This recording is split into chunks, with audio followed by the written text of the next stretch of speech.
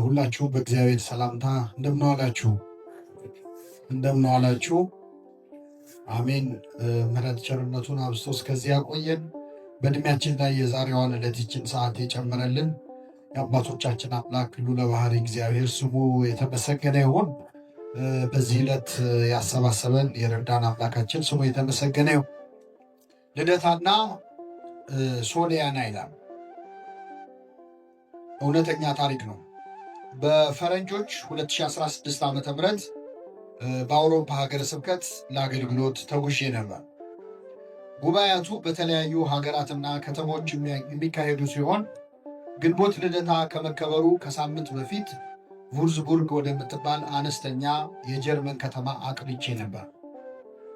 ከተማይቱን ገና እንደረገጥኩ የሆነ መንፈሳዊ መረጋጋት ተሰምቶኝ ነበር። ይህን ስናገር ቀሲስ አብርሃም የተባሉ አብረውኝ የነበሩ አባት አሁን አንተ ያልከውን ቃል በቃል ብፁዕ አቡነ ሙሴም ገና ከተማዋን ሲረግጡ ተናግረውት ነበር። ልክ ነው። ስፍራው ብዙ ክርስቲያኖች በሰማዕትነት የሞቱበት ሀገር ስለሆነ የሆነ የሚያረጋጋ መንፈስ አለው አሉ። እውነትም ከተማዋ እጅግ ብዙ ጥንታውያን አብያተ ክርስቲያናት ያሉባትና በኋላም ደጋግቤ የተመላለስኩባት የጽሞና ከተማ ነበረች። ቃለ እግዚአብሔርን ሰምተው የማይጠግቡ ረጅም ሰዓት ተምረው በቃ ቀጥል እንጂ የሚሉ ምዕመናን ባሉባት ለዚያች ከተማ የአንድ ሳምንት አገልግሎት ከሰጠው በኋላ የግንቦት ልደታ በዓል ደረሰ። በዕለቱ ወደ ውጭ ወጥተን በዓል ከማክበራችን በፊት አዳራሽ ውስጥ ትምህርተ ወንጌል ተካሄደ። የዕለቱ ትምህርት ከመካኖች በስዕለት ተወልዳ ለዓለም ሁሉ ስጦታ ስለሆነችው ስለ እመቤታችን ልደት ነበር። እግዚአብሔር ባወቀ በዚያ ሰሞን በእመቤታችን ዙሪያ አስተምሬ ስለነበር የግንቦት ልደታውን ጉባኤ ትምህርት ላይ ያተኮርኩት ቅድስት ሐና ልጅ በማጣት ምክንያት ስለደረሰባት ሐዘን፣ የእግዚአብሔርን መጎብኘት፣ እመቤታችን በቅድመ አያቶቿ ሕልም በጨረቃ የተመሰለች ጨረቃችን በግሪኩ ሶሊያና እንደሆነች፣ ምዕመናንም ይህን አስታውሰው ሴት ልጅ ሲወልዱ ሶሊያና ብለው እንዲያወጡ፣ እግዚአብሔር ለኤልሳቤጥና ዘካርያስ ዘግይቶ ልጅ የሰጠው የለመኑትን የማይረሳ አምላክ በመሆኑ እንደሆነ የሚሉት ነጥቦች ላይ አተኩሬ ነበር። ከትምህርተ ወንጌሉ በኋላ ዝማሬ ተዘምሮ ከአዳራሽ ወጥተን የልደታ ዝክር አደረግን። በመጨረሻም ስብሐት ከመባሉ በፊት ከቤተ ክርስቲያኗ ሰበካ ጉባኤ አባላት አንዱ አቶ ተዘራ ተነስቶ ለእመቤታችን ስዕለት መሳል ጀመር። እኔ ለእመቤታችን በዛሬው በልደቷ ቀን የምሳለው ለእኔ ሳይሆን ለአንዲት እህቴ ነው። የዛሬ ዓመት የልቧን ሐሳብ ብትሞላላትና በምልጃዋ ልጅ ብትሰጣት በግ አመጣለሁ ብሎ ጀመረ። ሌላው ቀጠለች። እኔም ምንም የምሳለው የለኝም፣ ስሜን እመቤቴ ታውሟለች፣ የዛሬ ዓመት ልጅ ብትሰጣት እንዲያደርጋለሁ። ሌላው ቀጠለ። እኔም እነሱ ያሉትን እመቤቴ በምልጃዋ ብታሳካላት ምን አለፋችሁ። ሁሉም ተራ በተራ በእንባ እየታጠበ ስለ አንዲት ወጣት ልጅ ማግኘት ስዕለት መሳል ጀመረ። የሰውን ስዕለት እየሰማች አንዲት እህት ማልቀስ ጀመረች። ለ7 ዓመታት ልጅ ለመውለድ ተስፋ ስታደርግ ቆይታ ሐኪሞች ምንም ማድረግ አንችልም ብለዋት ነበር።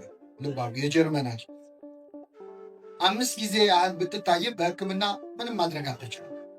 የዚያች ትንሽ ከተማ ጎረቤቶቿ ታዲያ የመካኖቹ ልጅ እመቤታችን ይህችን እህታቸውን እንድትጎበኛት በልደቷ ቀን እያስጨነቋት፣ አንደኛዋ እንዲያውም ሴት ልጅ ከወለድሽ ቅድም እንደተማርነው ሶሊያና ብለሽ ትጠሪያታለች አለቻት። የምናገረው ነገር ቸገረ። አዳራሽ ውስጥ በነበረው ጉባኤ ላይ የሰጠሁትን ትምህርት ይህ ታሪክ እንዳለ ባውቅ ኖሮ በወድ ላለማስባስ ብዬ በመፍራት አልሰጠውም ነበር። እንግዳ ሰባኪ መሆን ደግነቱ የማንም ቤት እንደምታንኳኳ ሳታውቅ ትሰብካል። ቃለ እግዚአብሔሩም አይታሰብም። ልብ ከሚነካው ስዕለት በኋላ የመጨረሻዋ ተናጋሪ ሁሉም ሰው የተሳለላት ወጣት ነፃነት ነበረች። ሳግ እየተናነቃት ዛሬ ለእኔ ታላቅ ቀን ነው፣ ባይሳካ እንኳን አይቆጨኝም። እኔን እንዳሰባችሁ እመቤቴ ታስባችሁ፣ እስከ ዛሬም ቅሬታ እንዳይሰማኝ ልጅ መውደዴን አውቃችሁ ልጆቻችሁን ከኔ ጋር እንዲያሳልፉ እንዲጫወቱ ስታደርጉ ስለነበር አመሰግናለሁ። እመቤቴ እኔንም ብትሰማኝ ለቤተ መቅደሷ ምንጣፍ አስገባለሁ ብላ በእንባ ተሳለች። እኔም በዚህ በፍቅር በተሞላ ምሽት በመገኘቴ እግዚአብሔርን አመሰገንኩት። 2 ወይም 3 ሆነው በሚጸልዩበት ነገር ቢስማሙ እሰማቸዋለሁ ይላል ወንጌሉ። እጅግ ደስ ይል ነበር። የማሳረጊያ አጭር ትምህርት ከሰጠው በኋላ ከወራት በፊት ከኢየሩሳሌም ይዣቸው የመጣኋቸውን ስጦታዎች አካፍያቸው ስብሐት ብለን የግንቦት ልደታ በዓልን አጠናቀቀ።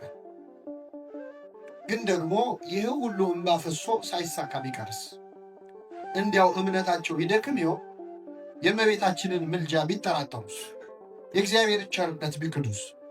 ለነገሩ ልጅ ባይወለድም ብዙ ወላጅ ያጡትን እንደ ራስ አድርጎ ማሳደግ ይቻል የለ እንዴ?